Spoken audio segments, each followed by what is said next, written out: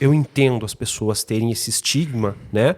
Porque a gente ouve muitas histórias, acompanha, Sim. como você falou, Hollywood, televisão, né? Muitas histórias de sanatório. Exato. E quem que se identifica com uma pessoa naquela situação, né? Então, no momento de fragilidade, talvez a pessoa pense, não, eu vou negar que eu estou num estado que se assemelhe àquilo. Mas, na verdade, não está, né? Na verdade, ela está precisando de ajuda, às vezes ajuda medicamentosa, para tratar alguma coisa que, se ela não tratar, pode ser que ela agrave aquilo ali, né? Aquela situação. Perfeito o teu ponto de vista. Então, assim, ó, qual que é a diferença da loucura e da lucidez? A loucura é como se você dormisse, sonhasse, mas aí você acorda e volta para a tua realidade. Isso é o teu normal. A loucura é quando você, acordado, continua sonhando. Você acredita que aquilo que você está pensando é o real e você vai vivenciando aquilo acordado. Essa é a loucura.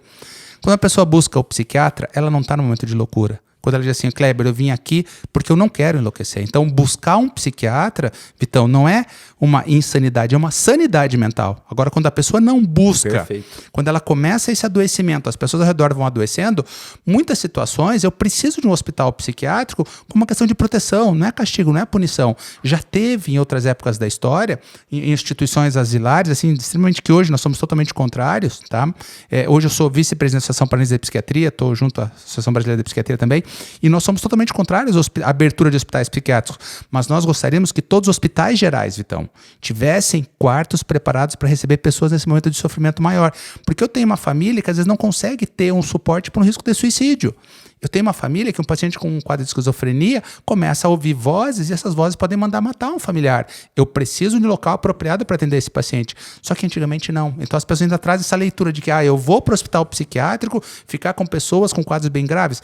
Primeiro, Vitão, os tratamentos hoje são muito mais seguros. Só para falar em antidepressivo, nós temos 45 tipos de antidepressivo. Então eu tenho antidepressivo que melhora a ansiedade, que melhora o apetite, antidepressivo que dá sono, que tira sono. Então, sabendo utilizar corretamente as medicações, eu dou uma qualidade de vida muito boa para o paciente. Mas as pessoas ainda têm esse medo de que o hospital psiquiátrico é um local onde elas vão sofrer mais. Mas não, o hospital psiquiátrico é um local preparado para amenizar sofrimento, quando indicado. E isso então, que eu ia falar, nem todos indicado. os pacientes precisam ser internados no hospital psiquiátrico, né? Eu imagino que a grande maioria vai fazer o tratamento em casa, né? Quando eu tenho risco de suicídio, que eu tenho uma família que eu consigo dizer assim, vamos ficar atento, não vamos deixar chave no banheiro, não vamos deixar a faca muito exposta, porque ele tem um risco maior. Se a família me dá essa segurança, conduzimos em casa. Se a família mesmo disse, doutor, nós estamos com receio, né? Porque vai que a gente não consegue. Daí a gente pode conversar das possibilidades de tratamento em instituições hospitalares.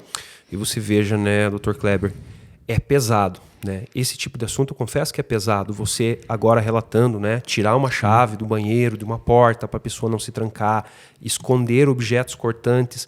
Mas, ao mesmo tempo, isso é uma realidade que precisa ser enfrentada, né? Porque a nossa existência, a nossa condição humana, né, ela também passa por momentos de crise.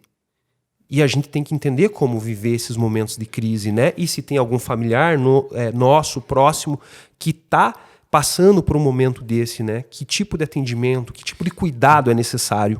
Importante a tua colocação, né, Vitão? Porque assim, as pessoas, nós temos hoje como ajudar as pessoas a compreender que o suicídio sempre é a consequência final de um processo. O suicídio é igual queda de avião. O avião não decola e cai. O avião começa a dar uma pane elétrica, uma pane no motor, vai dando sinais e caso não se consiga fazer nada, o avião vai cair.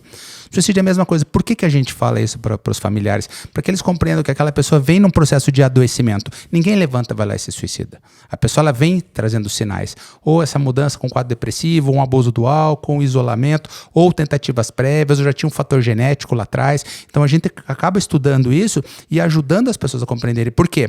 O pensamento de tirar a própria vida, ele é muito ambivalente, Vitão. É a pessoa que está na beira de um precipício, um lado quer ir, mas o outro lado não quer ir. E aí que a gente precisa ajudar essa pessoa. E aí entra muito a família. Então eu preciso muito da família no processo de tentativa de suicídio. E a família dá esse suporte, é muito mais tranquilo. Tá? E para que as pessoas compreendam, achei interessante o que você falou. Parece ser um assunto pesado, mas é uma realidade. É uma realidade. E o Brasil, o que mais me preocupa, Vitão, é que o Brasil vem num crescente de suicídio. Eu tive o privilégio de estar lá na Dinamarca, em Copenhague. E veja que interessante, Vitão. Um país que fica 6 meses do ano com neve. Índices altíssimos de suicídio. Eles resolveram fazer uma estratégia para diminuir, reduziram 60% do suicídio. Tem um artigo dele que chama Turn Tiger, é contra a maré. Eles conseguiram ir totalmente contra a maré e reduziram o suicídio. O que eles fizeram? Eles pegaram e criaram um sistema lá, Vitão, chamado RIGA. RIGA é um lifestyle deles. O que é o RIGA? Eu vou me reunir com pessoas sem celular, em que nós vamos sentar, vamos tomar um chá, escutar uma música e conversar. Aí eu falei, mas peraí, eu já ouvi falar desse tal de RIGA. Lá em Guarapava tem uma tal de roda de mate. Que é um RIGA, que é quando as pessoas sentam e interagem, porque essa interação, Vitão, traz acolhimento, traz pertencimento. As pessoas diminuem o risco de suicídio. Porque se eu tenho meus amigos, aquele pessoal que eu encontro, puxa, se eu não for lá, eles vão ficar sentindo minha falta. Então, você veja como medidas simples conseguem reduzir suicídio. Uma outra medida que os gestores poderiam pensar com bons olhos é o seguinte, o último estudo que foi mais bem conduzido é uma revisão com 20 mil artigos. Eles mostraram o seguinte, você quer reduzir suicídio no seu país? Capacite atenção básica. Porque é a porta de entrada. Dificilmente vão chegar para mim direto os pacientes com suicídio, porque no Brasil nós somos 220 milhões para 14 mil psiquiatras. Não tem psiquiatra para todo mundo.